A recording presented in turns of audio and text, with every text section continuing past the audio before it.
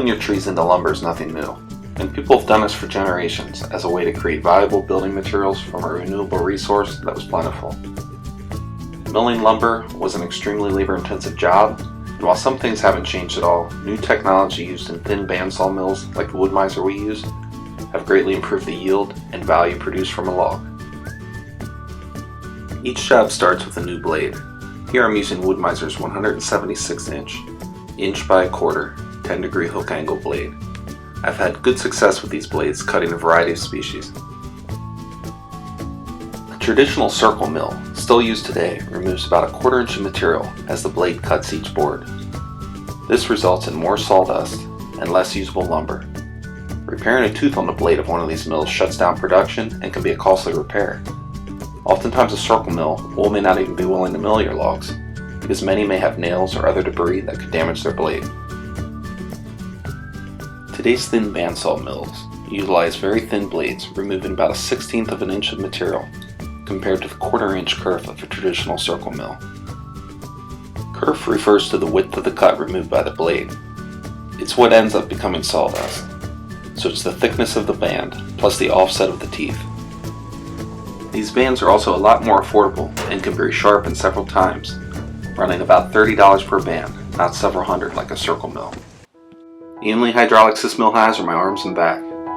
Logs are rolled up the ramps and onto the mill using either a tractor or a log winch system attached to the mill. After the log's in position, it gets clamped so it doesn't roll around when it gets cut. This customer requested that some of his sycamore logs be sawn into live edge boards and some be squared for 4/4 dimensional lumber. They also requested that several of the wider live edge boards be slabbed at 8/4 or 2 inches thick. This is a pretty common request for customers wanting to use book match sets of slabs for tabletops or countertops. This is one of the many benefits of having your log milled into lumber. As a woodworker myself, I can appreciate the fact that you can get even color and matching grain patterns in your project. At the lumber yard, most of the times you're buying boards that came from different logs that were cut in different stands of timber, making color and grain matching difficult.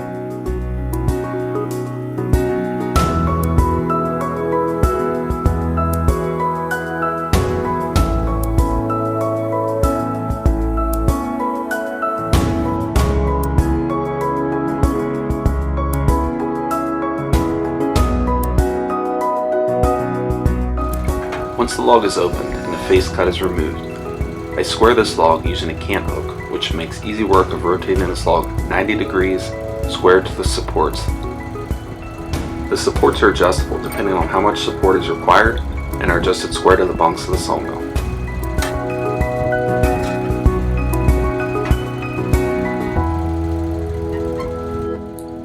Here I remove the second face of the log. To do this, I sight down the face of the log and determine if the log needs position so that the pith, or the center of the tree, is evenly off of the bunks. Doing this will create better looking lumber, more stable, with less grain runout.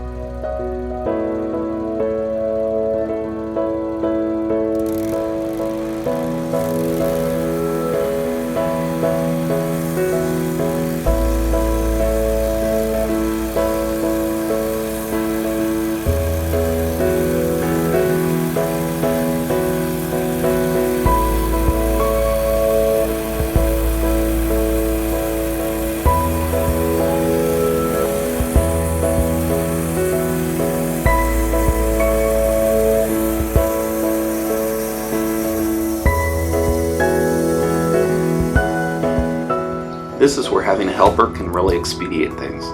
Here my helper left for a couple of minutes.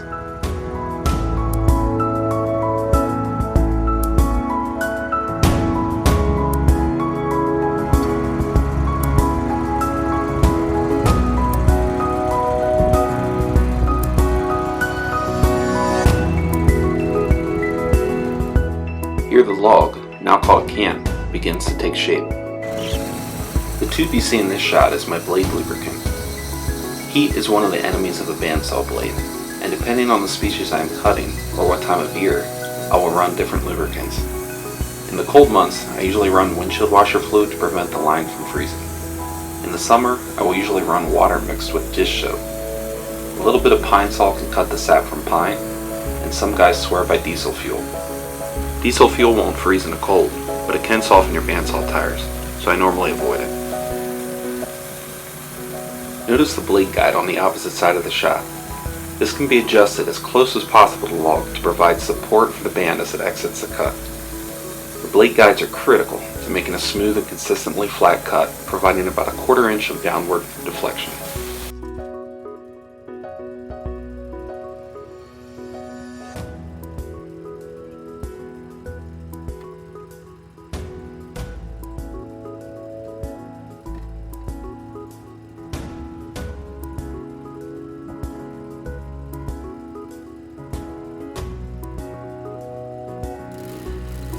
This was one of the larger logs the customer had brought me.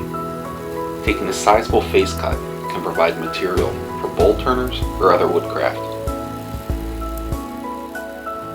A log is like a slab of meat, in some sense, in that different cuts and textures come from different parts.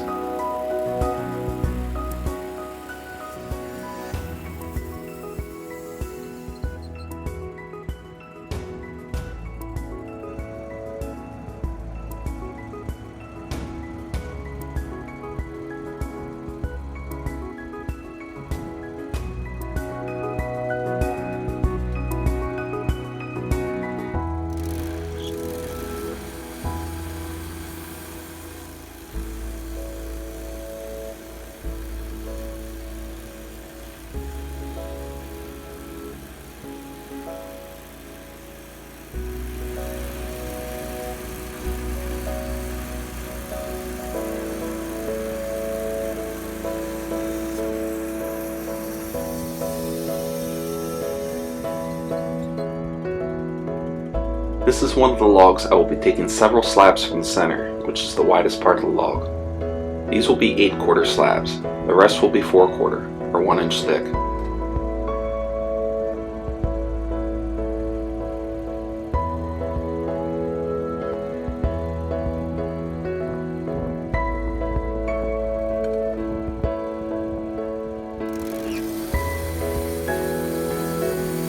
This type of sawing is called plane sawing, or flat sawing, and produces several different types of lumber. Most of the lumber produced in this cutting method will be flat sawn. This type of lumber is the most common and produces the characteristic cathedral grain pattern. There will also be some rift sawn lumber, produced about 1/3 of the way through the log on the sides of the boards. This lumber has growth rings that are between flat sawn and quarter sawn. The last type of lumber produced is called quarter sawn. This type of lumber is relatively stable and has growth rings that are perpendicular to the face of the board. When plane sawing a log, quarter sawn lumber will be found at the very center cut boards. By removing the center of the tree, or the pith, the 2 remaining boards will be the best quarter sawn lumber from that log. Some species, when quarter sawn, will produce a spectacular grain pattern. Sycamore is one of these. Another common tree, often quarter sawn, is white oak, where the medullary ray fleck is very pronounced and common in period mission style furniture.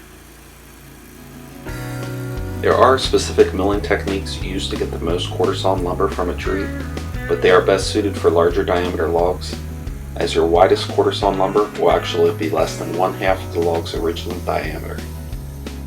These cutting techniques also greatly reduce the amount of lumber produced from that log and can be somewhat wasteful.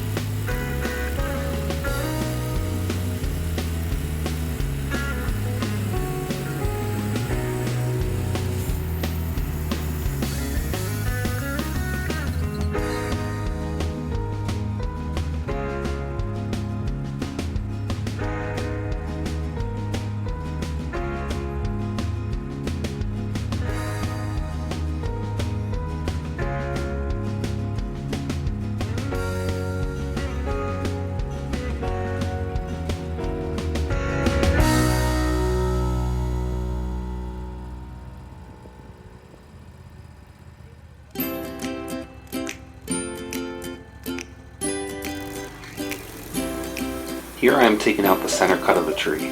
This cut will be 2 inches thick per the customer's request. Typically you'll pay more for 8-quarter lumber at a hardwood dealer. Personally, I prefer working with 8-quarter slab lumber in my shop because sometimes I can get all of my project out of one slab. First I will lay out all of the parts on the slab, usually in white chalk or something highly visible.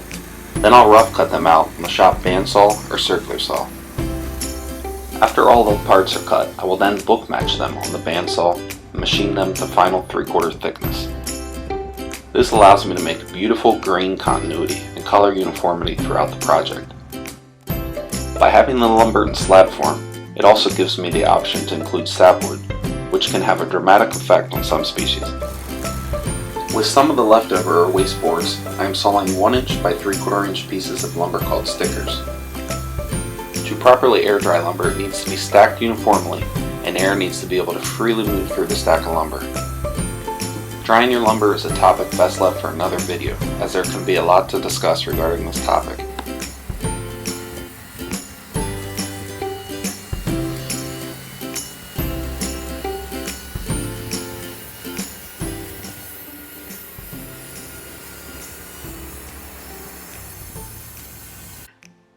This is where a branch fell off this tree and never quite healed. Water had settled inside and taken its toll, rotting out some of the wood. At first I thought it may have been a pitch-like product that was commonly used years ago as a tree healing product to prevent insects and rot. After a little investigation and some fun chipping away at it, I realized it was just frozen water.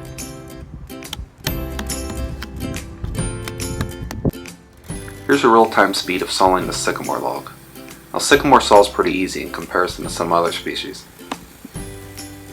I often get asked, how long will it take to saw my logs? Well, there's a lot of factors that go into determining how fast I can get lumber from your logs. First off, this sawyer needs a good cup of coffee in the morning. And then the biggest factors are the diameter and species of the log, as well as the length and any irregularity. Other factors include blade sharpness. Was the log dragged through a mud pit to get it to the mill? If it was, any blade is going to lose sharpness really fast and the speed will slow down drastically. Another contributing factor to speed is when was the tree cut. If the tree was recently cut, in most cases it will saw quicker because of the higher moisture content. This extra water is called free and bound water, and it acts as a blade lubricant and keeps the blade running cooler and longer. If the tree was sitting in the field for years and it's not rotted, that can have an effect on the sawing speed and cut quality as well. This type of log will usually be slightly harder on the ends where most of the free moisture has left the log, but easier to saw in the center where the bound water is still present. Other factors that come into play are help, or manpower. The less time I spend removing a board from the log, the more time I am spending with the blade in the cut. I don't mind helping to remove boards, but ultimately the customer needs to understand that the yield of lumber will be less for that day.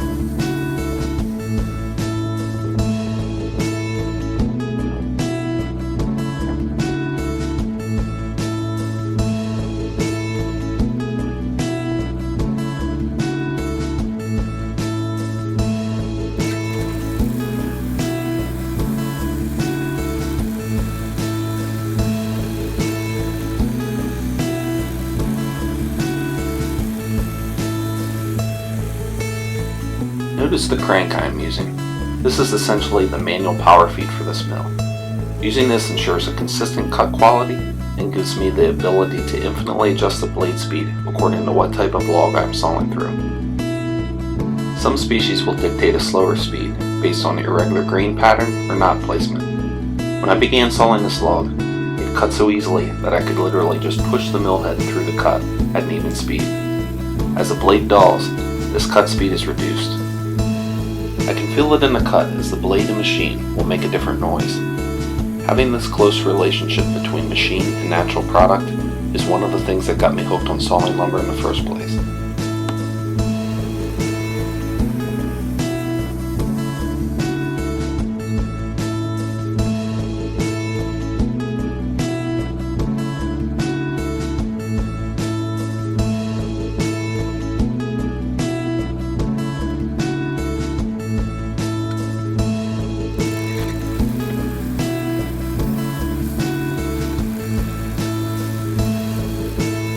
Alright, so there it is, last cut from this can. Slightly over 7 minutes to saw this log into 1-inch thick boards from a squared can.